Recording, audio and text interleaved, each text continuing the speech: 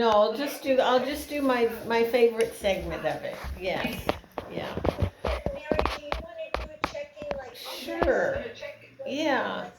I'm feeling pretty good. I don't have my port in my chest, so I can get in the hot tub. I am freed of my pledge not to drink, so I have been making up for lost time. I have Happy slacker once again. right. Things think the world is looking up. I'll be able to go swimming. Um, when I got the news, the timeline seemed a little harsh to me, and as a sort of protective device, I began going into planning mode. Okay, I want to do this, and this, and this, and I started planning the celebration of my life. And I thought, well, okay, I want to have these hors d'oeuvres, and this is the playlist of music, and these are the people that I think should be there, and my remarks will be, oh, I'm not going to be there. But what has been wonderful about the short timeline and about all of this is that it's almost like it, it's this strange thing of people that I haven't heard from. I heard from my first ex-husband. We were married more than 50 years ago. The sweetest, longest tribute to our relationship, which I've mostly forgotten after all this time. Hearing from people and people reaching out, people coming to see me. Mary, excuse me, did you send out a group email on this, because I missed this? I did send out a group email, so if you missed it, I will resend it. Would you please? Yes, I will. Thank you. Anyway, of course. So it's been joyful in many ways. It's been very, very, very hard on my son Jonathan and David. And as you all don't know me well, but I am not a crier. I don't cry. I just don't. And I have not cried since getting this news yet. Maybe something will happen, but it's been really painful for me to see David and Jonathan suffer, and they do enough crying for all of us. So I'm counting on friends and family to look after them even more. So anyway, that's the update. And then the book. I have been always interested in family history, and I do have this wonderful Irish side of my family, and I've been curious. I have had great aunts on both sides of my family who shared the ancestry, and for some reason it just interested me. But the part of the story that I wanted most to share, when I was sophomore in college, my great aunt, who lived in Austin, where I was going to school, said, "We have a family emergency. My granddaughter, her parents are both drug addicts, and my granddaughter is going to have to go to an orphanage if we can't find a family member to adopt her. And we've decided that it should be your family." And this was a few days before Thanksgiving of my sophomore year. And I said, "Well, of course our family will take her. This is not going to be a problem." I did this without checking with the people who would actually be doing this adoption. And so my great aunt dropped this little 2-year-old off at my dorm room. And for the next few days, I organized babysitting and everything to make it possible. Before I got home on the train with this darling, precious, precocious girl, and let my parents know that I had someone with me and all of that. And then we got off the train, and yeah, and I was absolutely certain, totally unrealistically, that they were going to do that. And my mother, who was very shrewd and very crafty, came up with a plausible story. We can't adopt her because her maternal grandmother she wants to do it, and so we can't possibly intrude into family affairs. So with a broken heart, I said, okay. And I took her back, and it broke my heart, and I worried about this little girl my entire life. What had happened to her? I sort of kept in touch. My great aunts left her uh, some money. Well, getting ahead of myself. It's the story that my mother told me was a complete lie. There was no maternal grandmother who was in the picture. She ended up being in orphanages and foster homes her entire growing up, and it just killed me that in a large extended Irish family there were people who were eminently qualified and could have done it as well as my parents. And did somebody want to step up for somebody who had crazy drug addicted parents? Who wants a 2-year-old when you've got a full life? All of those things. So my great aunts left her some money, and she was able to finish college at UT, and her last money she spent getting to Ireland because she wanted to go someplace where she really felt like she had connections. She knew no one, she just made that decision. And finally, in 2009, my husband and I went to Ireland, and I had the last known address of my then 50-year-old cousin, whom I had last seen when she was about 8 years old. Got to Belfast, and I was going to find her. And I went to that address and learned a lot about Irish history and the Troubles and the special black taxis that Catholics can ride in so they don't get blown up. And it was quite an education. Got to the house, and there was no one there. And I knocked on the door, and I walked all around 2 or 3 times, and I sat down on the steps. And a woman from across the street walked over to me, and she said, "You look troubled. What are you doing here?" And I said, "Well, I'm looking for my cousin Tina Thomas from Texas. This is my last day. I have to find her, and she's not here." And she said, "Well, Tina, I know Tina and her darling little girl. And they moved a few months ago, and I don't have their address, but I know the school where the daughter went." So she gave me the name of the school. I got back in a black taxi. I went to the school. This was about 4:45 p.m. on a Friday night. That the school was open was a miracle. The principal was there. I explained my situation to the principal, and she said, "Well, of course I can't give you her address or phone number, but I will take the letter that you've written, and I will take it to her, and we'll see what happens." And I said, "But you don't understand. It's my last night. I have to see her." And this was a Catholic all-girls school. And she said, "I will see that it happens," being very traditional. So I crawled back to the hotel. My husband and I went to the bar. I told the hotel people, "I'm going to get this phone call. You better come get me." So actually the phone rang, and it was my cousin. Out of nowhere, she didn't remember who I was. And I said, I've been searching for you all this time. Is it possible?" And she said, "Of course." So I went to their house. I met her daughter that I didn't even know existed, who was about 11 years old at the time. And it was astonishing to have this sense of family and to feel like I had finally accomplished this heartbreak that I had dealt with all of my whole life. And what began to emerge in my mind, knowing me as the planner that you do, I had a complete plan before I left her house. The little girl, Aoife, was going to come to the United States. She was going to live with me. She was going to go to college here, and she was going to be, it was all going to be happily ever after. And but it started with that evening, and I said, "We will have a family reunion." This little girl did not know that she had a single living relative in the whole world except her mother.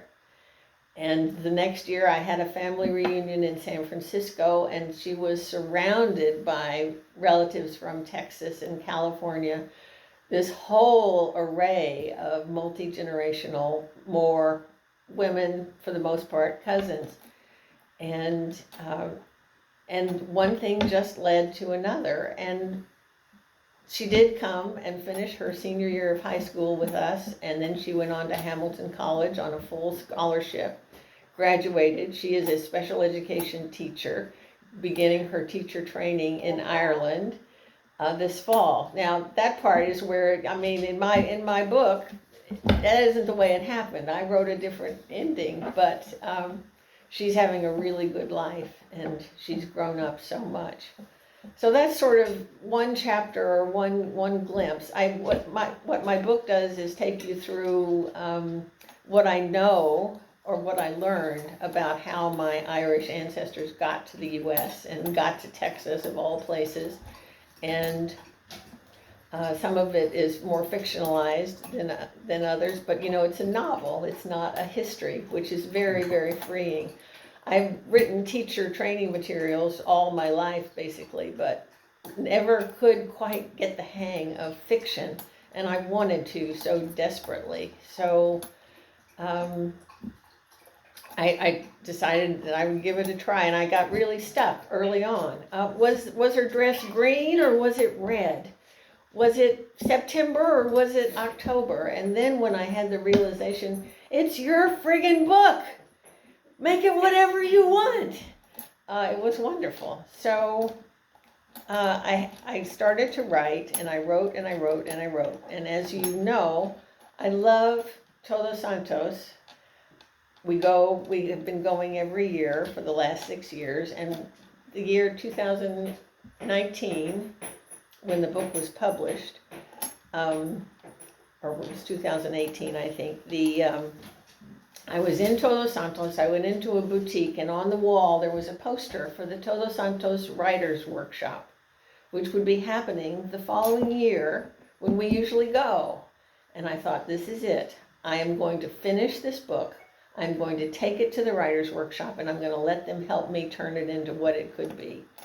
So that's exactly what I did. I took the first draft of the book and spent this incredible week with people who had actually published books and knew what they were doing, and in a support group not unlike ours, redid it for another time and another time and another time, and finally pulled together something that I felt confident enough to publish myself and distribute to family members and friends and share and put it on Amazon and all that stuff.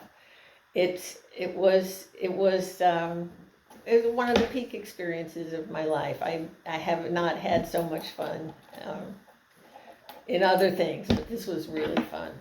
So that's a little piece of my story.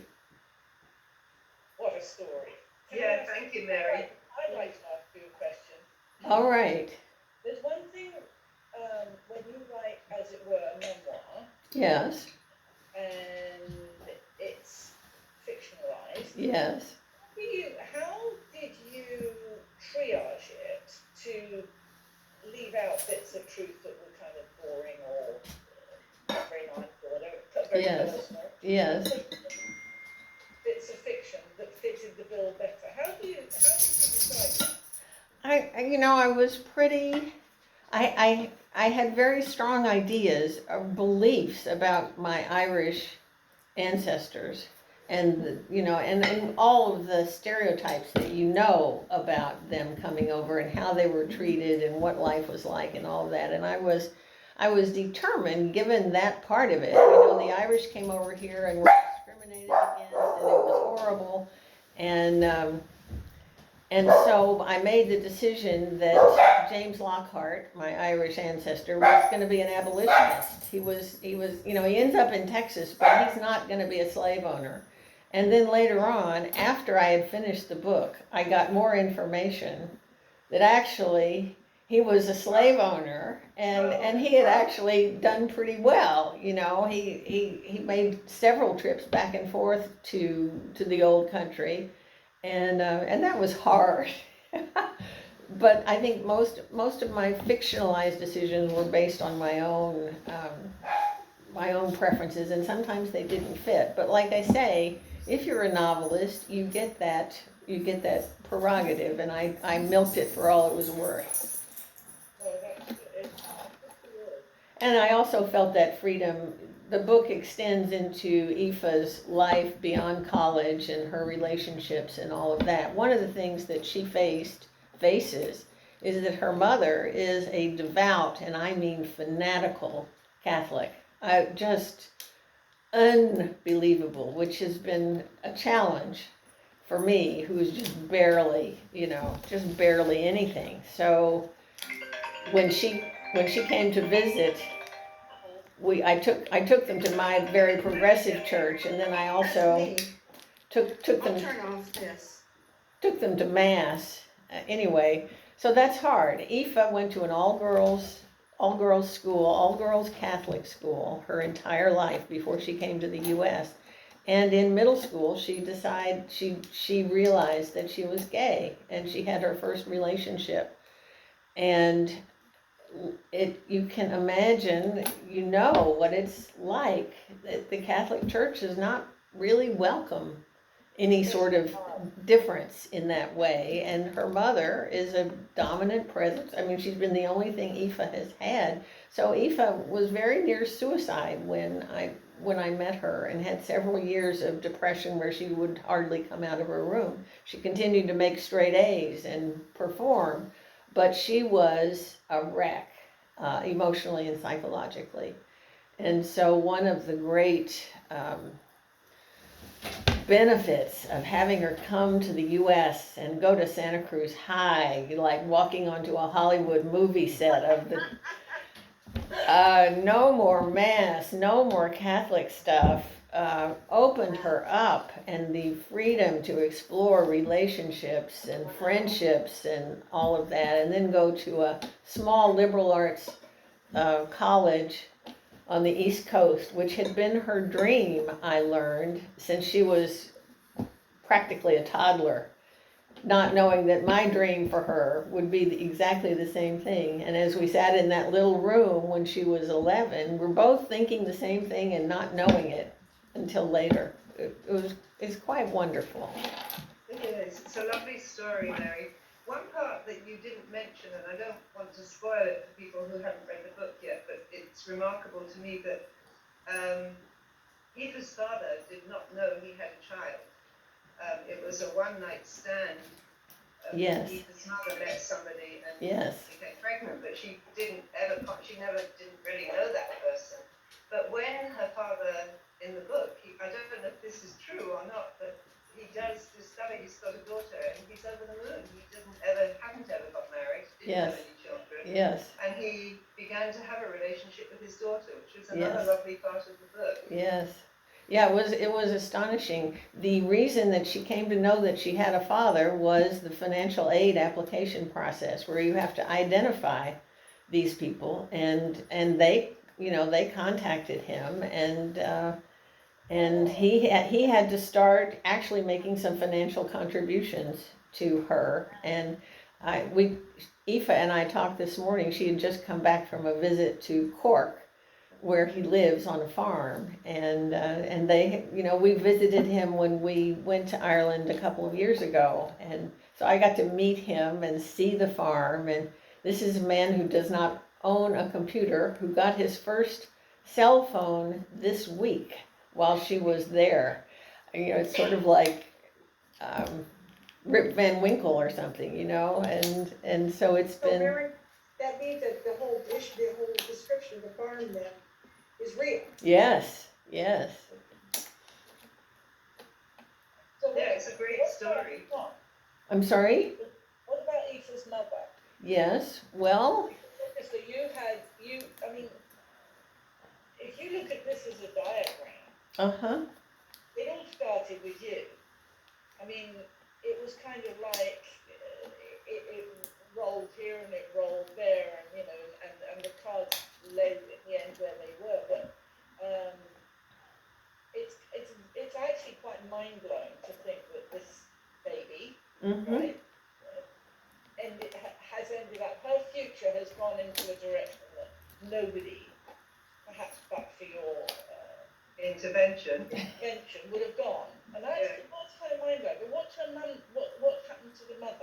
Well, I think her own mental health has improved also over time as she has watched Aoife not commit suicide, but blossom and grow. And she has begun to see herself in different ways. We had a conversation this morning. I mean, it shows up in so many ways, they want to come to the US before I die.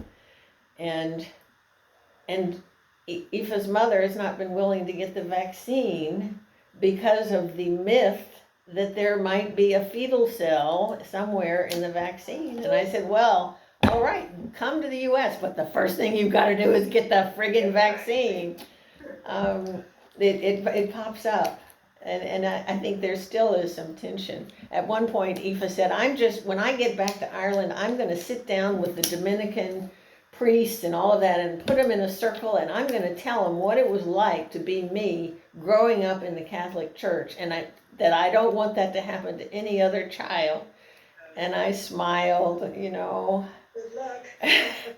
I said, you're welcome to do that, and be aware the Catholic Church has been around an awful long time, and they may or may not be interested in your opinion. Having said that, if you took away the term Catholic Church, Uh-huh. you could insert the QAnon.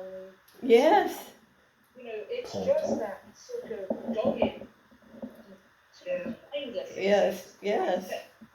But it seems to me that Aoife's mother had such a very difficult childhood, Yes. adolescence, and life. Yes. That she had to cling on to something. Yes. It's exactly so. It's hard. And so many things have opened up for her since she's watched Aoife metamorphose into the young adult that she is. And while I at some point I felt a lot of guilt about not being able to help Aoife's mom when she had her life, I feel such joy in watching what I was able to do for her daughter. And I think we both share that gratitude that we could make that possible, Tina and me. That's wonderful. It gives us similar, apart from anything else, that both the child and her mother have seen the expansive family that they Yes. worked there for her after you've gone. Yes. You've kind of you've given them a blanket with which to be secure. Mm-hmm. That's the most amazing gift that anybody can do. Yeah, it's very powerful. The cousins are amazing. I never knew my grandparents, and cousins just assume an enormous importance as if you're lucky enough to have them as you grow older. Mm-hmm. So just to check in, I know I gave the book to Susan. Have you finished it, Susan? I haven't, I've got it on my Kindle, though I offered it couple weeks ago, and no one took me up on it. Okay. Well, no one was here. I think everyone was out of town. Oh, well, Lucy, I know you've read it. Lucy's I didn't finish it. I brought it back to you. Oh, okay. And then, Donna, have you had a chance to read any of it yet? Yeah, I had the pleasure of Bookshop Santa Cruz keeping one of 2 copies on hold. I went, picked it up. Mary, I'm not in a book club. I read random, assorted. I'll give a book 50 pages, and if I'm not hooked, I put it. Yours, I had to put it down after like page 3 and go, Mary, from the get-go. Oh, that's so sweet, Donna. I just thought I was committed anyway, but honestly, it was by page 3 I thought, well, this is joy. And So I'm Jill, on page 70 meeting. and Jill, have you had a chance? Yeah, I read, I don't know, a third of it. I have it, you wanna borrow the book? Do you have the book? Yeah, I've read a third of it. And Mary, I just want to tell you, I don't read novels. I mean, it's like every 5 years or 10 years I find one.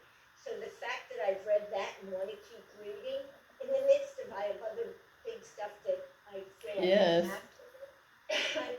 That's a gift to me, that I got this kind of assignment and wanted to do it. It's really well done. And I don't know much about the culture, so especially with COVID, it's a lovely gift for me to go into fiction and learn more about you in Ireland. Thank you. Well, thank thank you, all of you. You know, it could be way better, but it was enough. I am not a perfectionist. I am able to let go of things before they're whole, perfect, and complete, but I got to tell my story, and that's what was important. It's great, and I hope in 2 weeks' time we'll be able to, if everyone can get finished, we can talk about it a little more. Great. Lucy, did you have something to say? I did. Mary, in the light of your health issues, Yes. you, and no, that's one side. And on the other side, your obvious talent with the pen, or dare I say the laptop. Have you chronicled your feelings or Your journey? journey for Jonathan? Or are you doing it? Yeah. What I haven't chronicled my journey. Of course, one of the things that I did when I got the prognosis was go to search. I got to find a book about how to do this, and it just so happens there's a wonderful book recommended by Hospice called The Art of Dying Well, and David went down to the library and picked it up, and he said, you know, you could have written this book. You're doing exactly what she says to do already.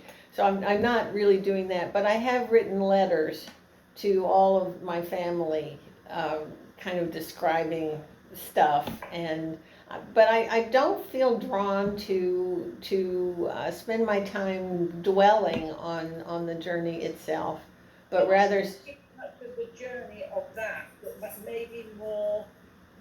Women wanted my mother to sit down and not do housework. Uh-huh. Used to say, tell me a little girl story. Uh-huh. And I was wondering whether there are little girl stories that should be memorialized. Yeah. Because one day, you know, one day you are Ancestry.com. That's the thing. People Yes. pay money to find out about their relatives. Right. And here you are in this wonderful, unique, and very painful, I'm sure, position of being able to help them maybe look at the nuances of your life, sort of for his own future. Uh-huh. It's true. Yeah, a good point. Yeah. I like looking at, Mary mentioned music. I definitely have this song for that, this song for that. Uh-huh. There's this woman, Latina. I wrote her an email about a song, but I hadn't figured out the translation, but it was sort of like my COVID anthem. I was Yes. getting from the emotion. And so I sent it, not expecting, I feel like you can send a message without any expectation to have a response, and I got a response. Wow. And not only the translation, which I could have looked at, but she talked more about what was going on in her life. And I was pretty accurate in assessing what the song was about, but just wanted to reach out to the singer to say, hello out there. Right. This song Right. is a regular in my life with COVID and works me up. So I think that's really interesting because it's telling. This song is for housework, this is to calm me, this is Yes. to it, right? It's a playlist for life. Playlist for life. It really triggers memories too. If you play a song, it brings back your teenage years or It whatever. does. It certainly does. But also a song that might bring you to tears, and it's not necessarily tears of sadness.